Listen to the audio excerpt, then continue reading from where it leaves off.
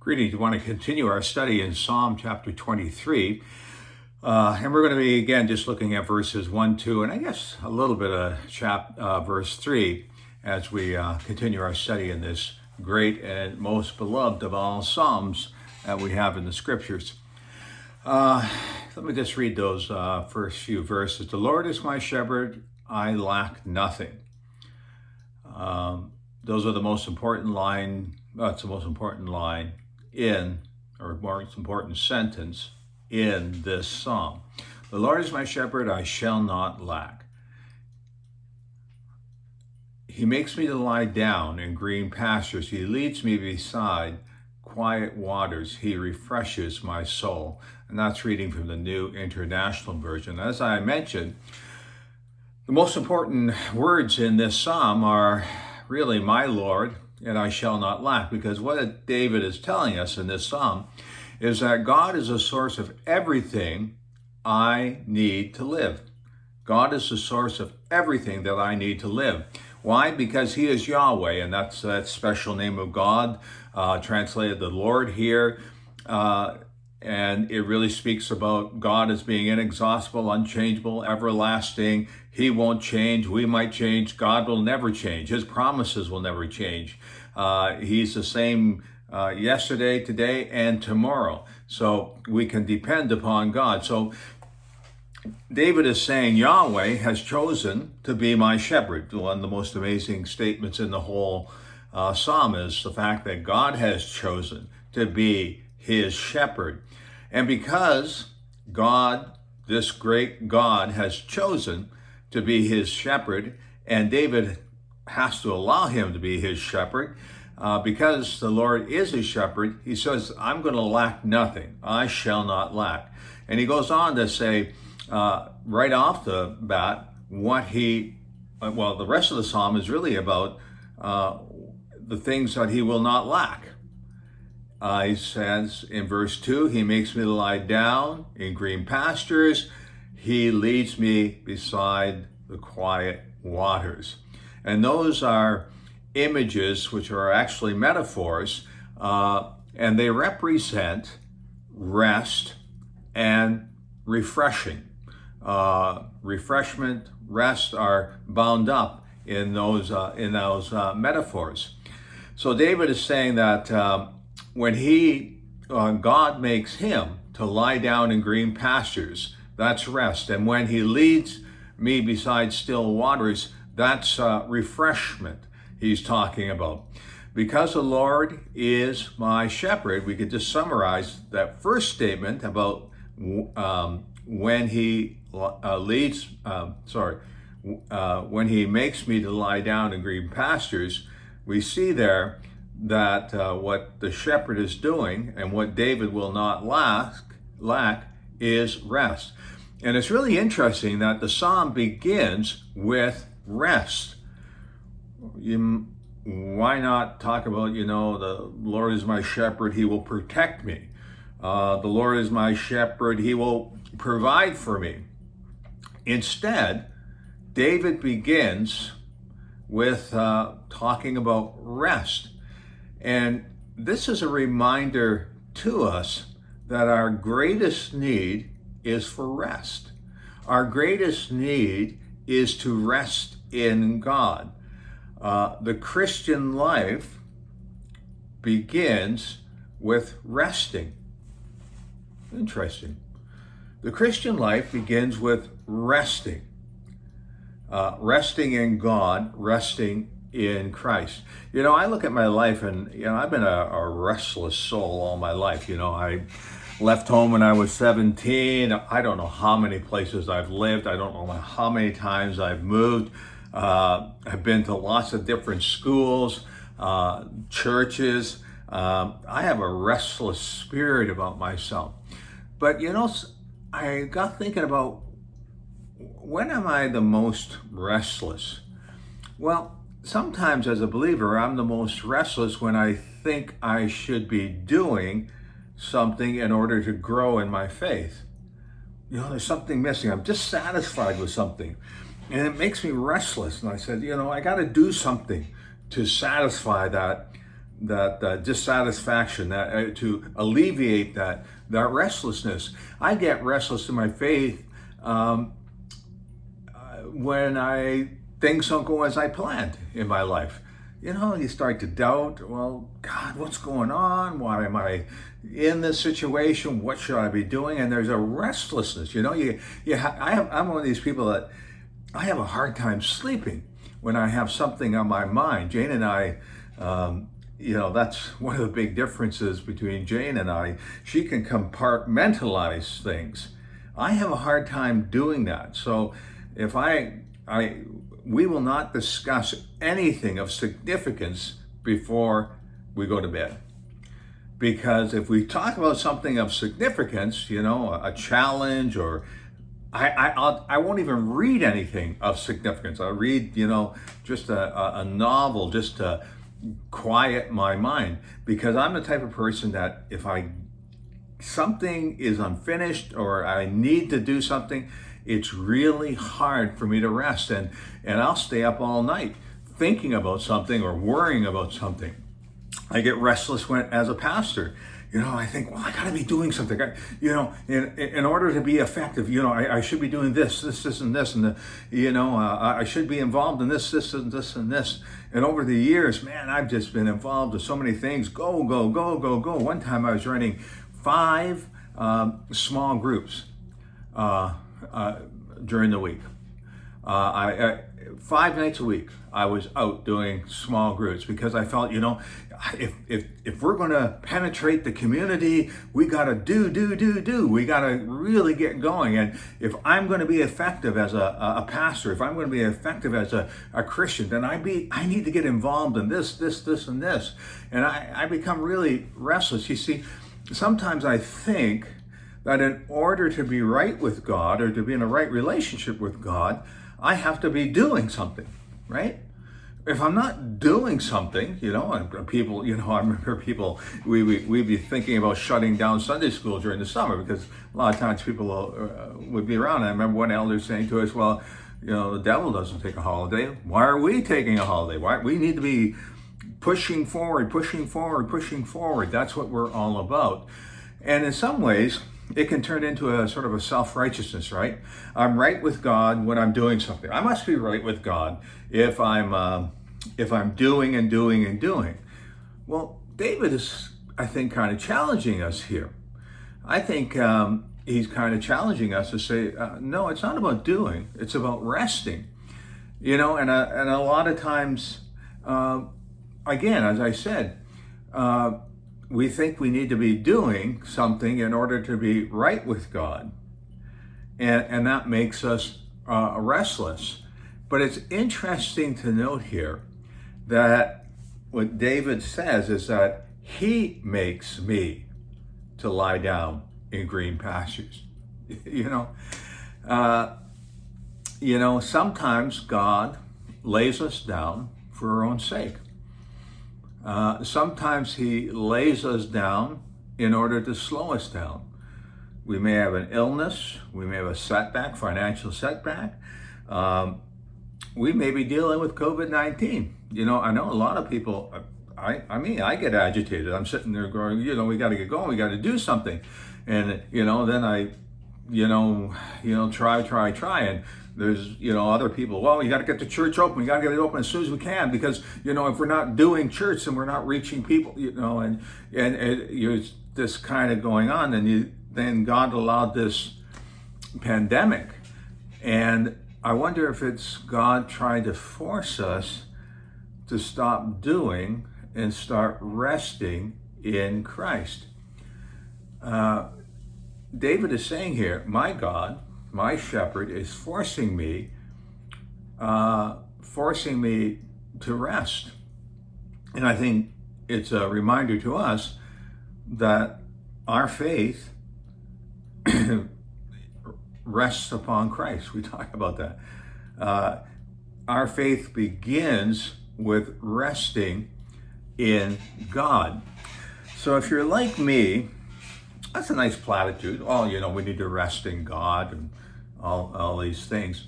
What does that mean, though?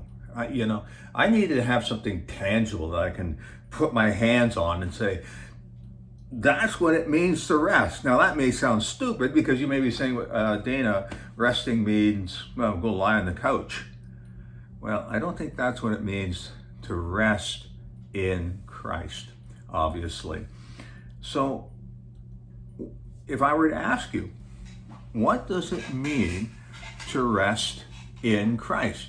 What does it mean to lie down in his green pastures? What does that mean? Well, I got thinking about that, and I got thinking about what Jesus said in Matthew chapter 11, verse 28. And he said there, "Come to me, all you who are weary and burdened, and I will give you rest." Come unto me, all you who are weary and burdened, and I will give you rest. I guess I got thinking, rest requires a little bit of work, right? When I get ready to go to bed, it requires a little bit of work, right? You gotta have the bed made and all sorts of things like that. But I think Jesus is outlining here, or restating kind of what Psalm chapter 23 is saying. He's saying, I can give you rest. You can have the promise of rest in your life. But again, with every promise, there is a condition. So what are the conditions that he is saying that you have to have in order to rest? I need certain conditions before I go to bed at night.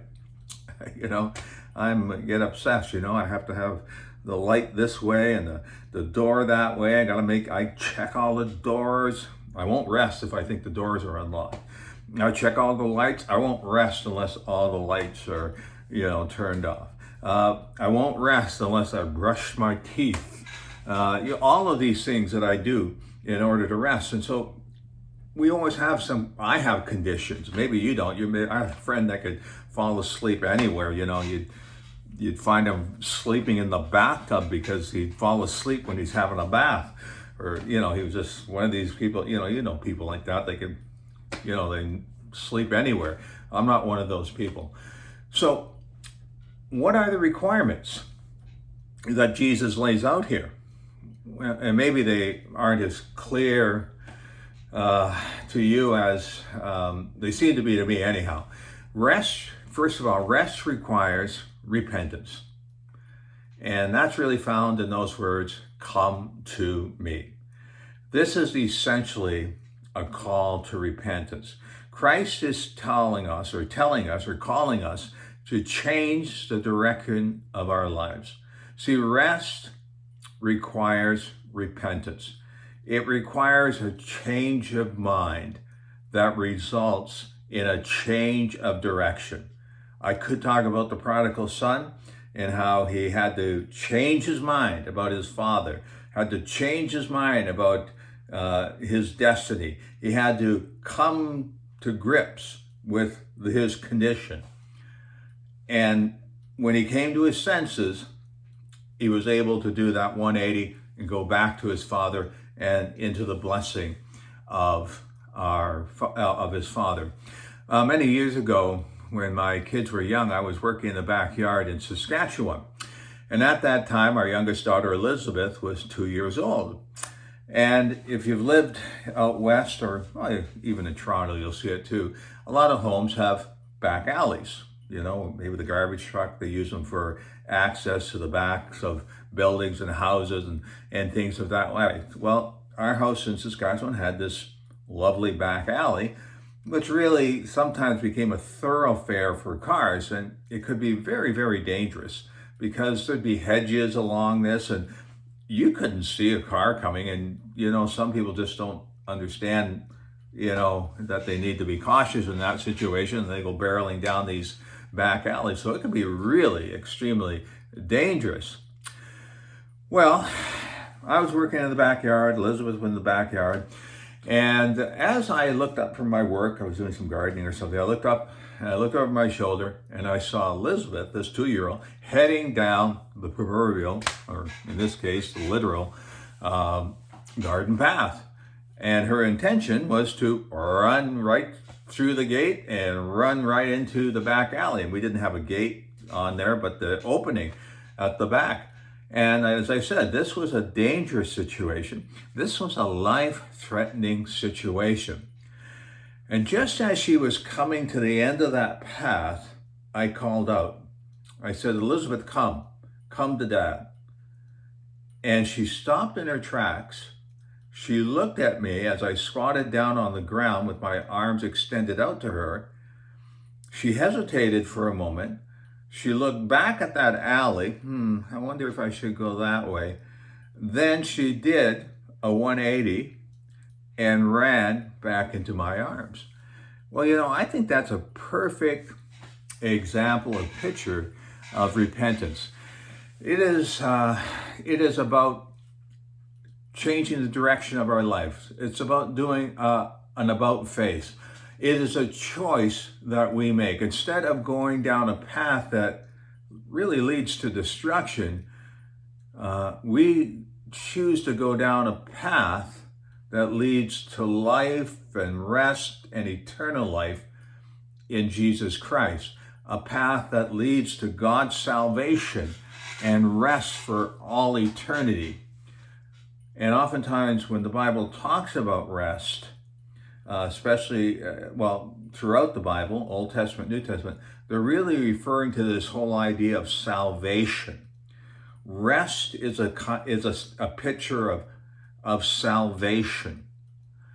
It's a picture, when and the blessing of God. When the Israelites were coming out of the desert, they were going into the promised land, and it is described as entering into God's rest. They were going to be secure. They were going to have this beautiful land to live in for all time. And so the picture of rest in the scriptures oftentimes is a picture of salvation. So when I said, come to me, to Elizabeth, that was tantamount saying, Elizabeth, believe in me. Believe that I have your best interest at heart. Trust me. When I called to Elizabeth, I was calling her to me. She had to trust me.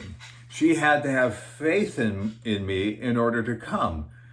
She had to believe that it was better to come to me than it was to continue down the path that she was going. So she had to understand something of the love and trust that she would receive when she came into me. See, I became the object of her faith rather than whatever was out there in that back alley that had drawn her there. And the object of our faith, the source of our rest, is not us doing a whole bunch of things. It's not us, it's not a creed, it's not a church, it's not a pastor, it's not a set of rites and rituals or all the good deeds that we can do. See, the object of our faith, what we put our faith in, is Jesus Christ, God incarnate, the author, the finisher of our salvation, our hope, the source of our rest. So right off the bat, rest requires repentance. Rest also requires submission, because Christ goes on to say, take my yoke upon me. That's the next part, verse 29. Come unto me, all ye who are heavy laden and burdened, and I will give you rest.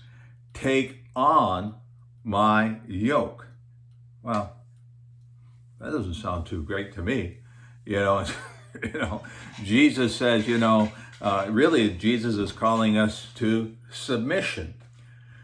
It means to submit. When they talked about the idea of a yoke, they were talking about this idea of submission to to the authority of the person who put the yoke on you. You had to submit to their authority in many ways. to the direction that they set for your life. So you got to think about a yoke that is on an oxen, a team of oxen, or something of that nature.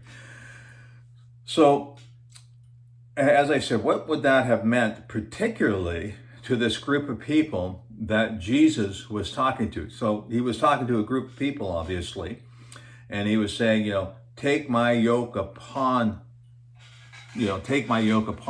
yourself. Well, in ancient times, it was customary for a ruler who had conquered a new people or territory to take a staff and place that staff on two poles, perhaps 4 feet, 4 feet high, 4 feet off the ground. Then he would require all the captive people to pass under that pole, that pole that was 4 feet off the ground. And they were required to pass under it because they would have to bow down, right? Think about it. How many, they didn't do the limbo. They obviously they bowed down to go under. It was, high enough that they could bow down or go down that way. So it was an act of submission.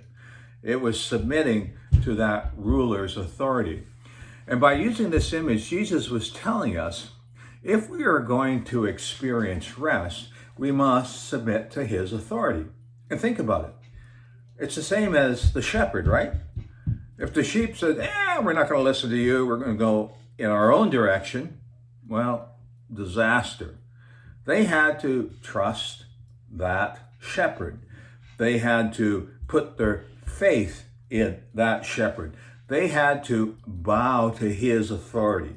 If he said, go here, they went there. If he said, don't go there, they didn't. Don't eat this, good. Don't go across that stream, or do go across there, or do eat this. They had to recognize and submit to the authority of the shepherd, just in the same way we have to submit to the authority of our great shepherd, Jesus Christ. We must come to him as the final authority in our lives, as our master and our ruler. We must recognize him as sovereign over our lives. And I know that sounds tough, but as I believe, at least anyhow, we submit to somebody's authority in our life, right? The authority of the culture, the authority of Dr. Phil, there's somebody that we say, yeah, we believe in them. We're gonna follow their lead, and I think you've seen demonstrations of that in the United States, where, some people will follow the authority of another individual, even though it might lead to disaster for them, as we saw at the riots in Washington. Rest requires submission, right? And if you think about it, that sure does make sense. But I want you to notice the results of repentance. So, I wanted to encourage you to open up your Bible all the time and look at these things, because sometimes I'm just rattling off stuff and you really have to take a look at what the scripture says. But Christ talks about the results. One is rest, eternal rest he's talking about.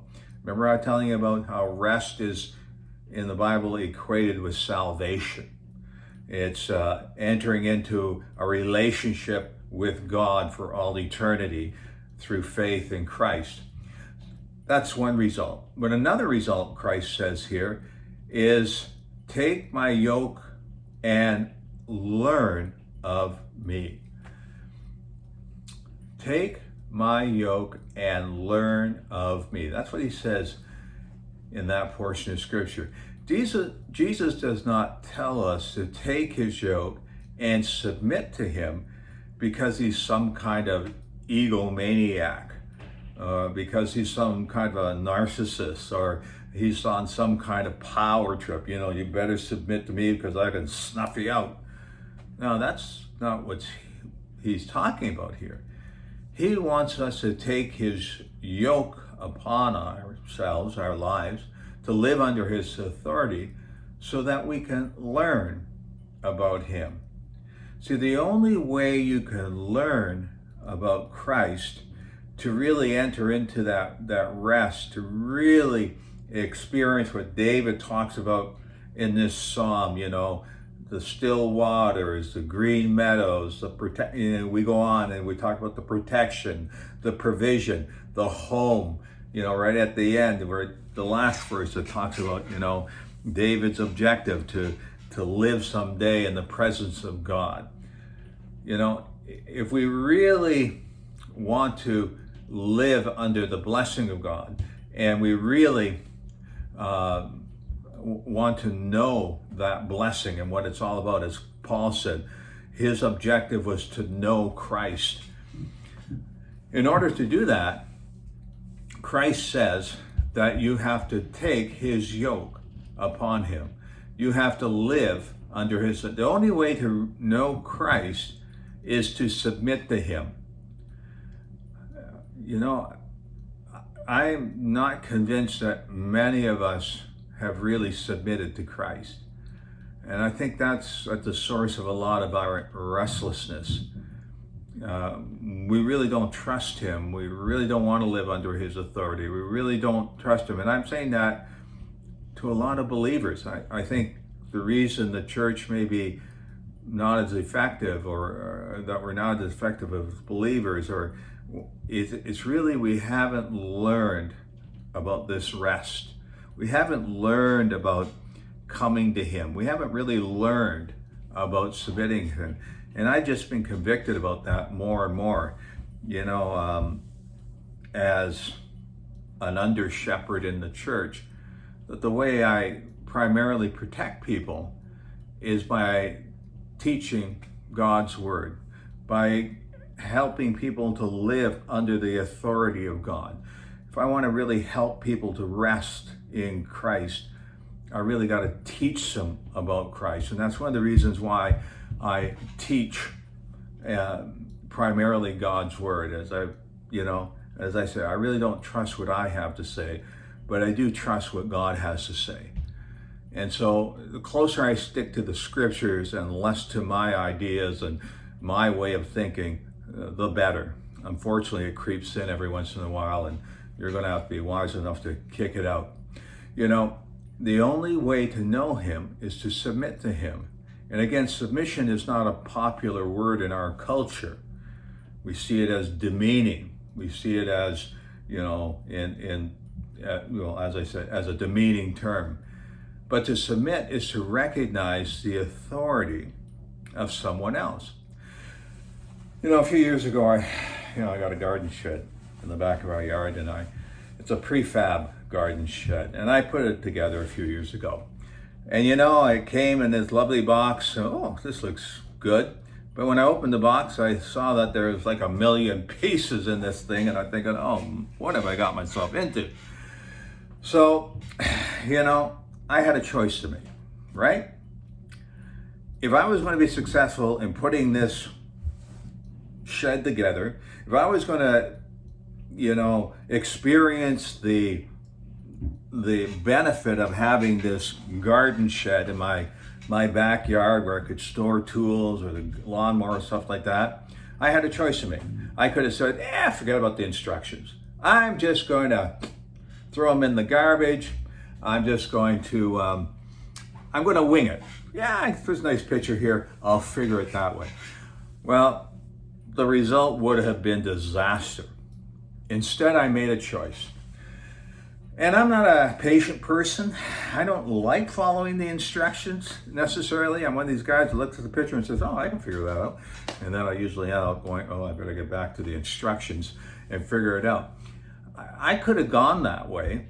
And to be honest, the result would have been a disaster. I would have had parts all over the place, nothing, and I would not have been in a restful, peaceful situation, or my mind wouldn't have been there at least anyhow. Instead, I made a choice. I made a choice to submit to the authority of those instructions. I made a choice to submit to the author of those instructions. And the result was success. A well-built garden shed that was useful, I was happy with, looked good, everything was great about it. See, submission to the right authority is the key to success. Submission to the right authority is the key to rest. You know, sometimes I'm confronted in the church with situations where I have to make a choice. You know, there are people who will say, you know, we have to do this, we have to do that, or why, Pastor, don't you take it? You know, and you get all of these people telling you how it should be done. I've had people over the years said, you know, this church would be successful if we had if you put more time in the Sunday school. I sounds fine. Or I have people that come along and say, you know, if you just spent more time doing this, the church would be successful. If we had this program, the church would be successful. And you get this pressure, you know, do I give in to these people? Do I, you know, say, yeah, okay, you're right. Where in your heart, you know, I don't think this is right.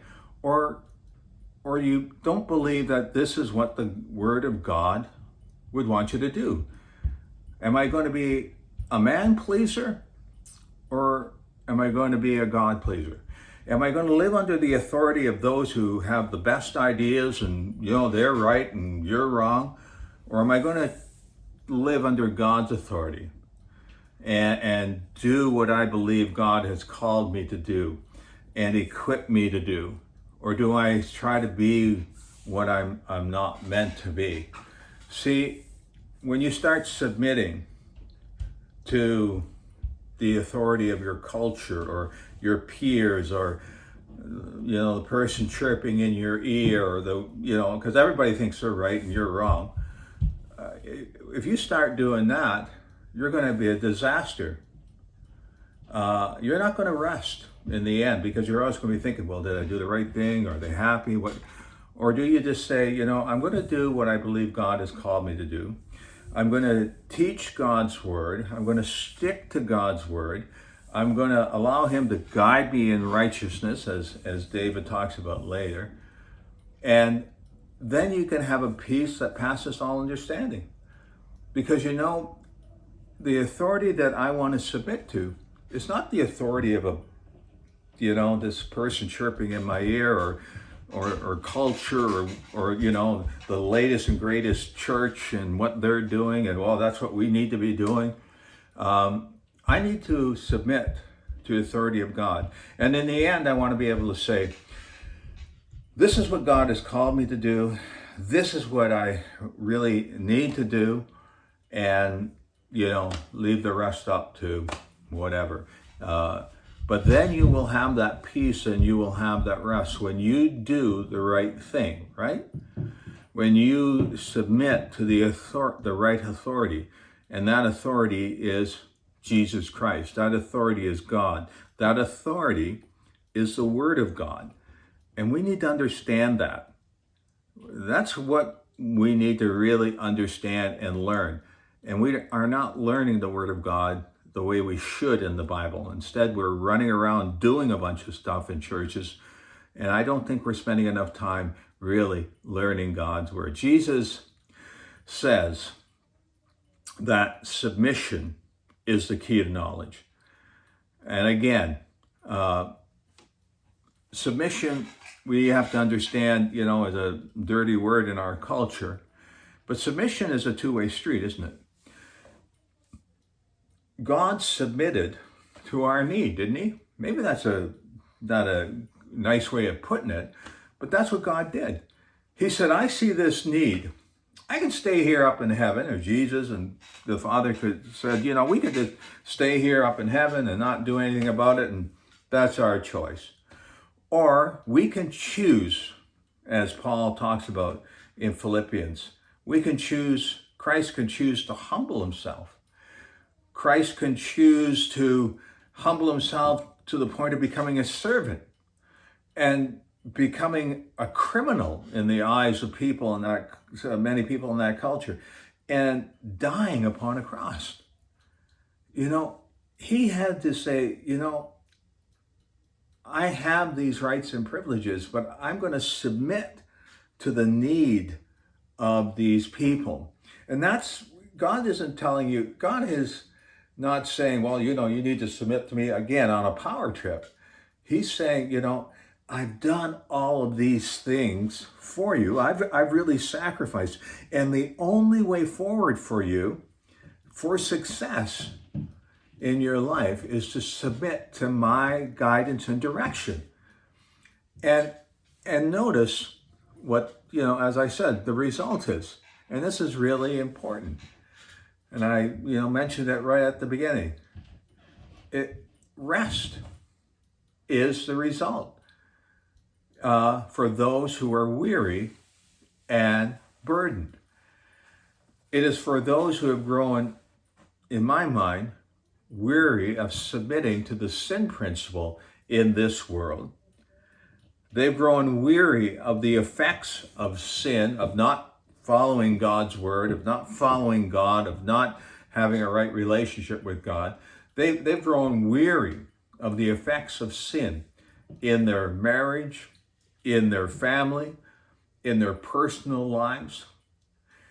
Jesus' rest is for those who recognize the reality of their sin, the reality of their alienation from God. And that sin word is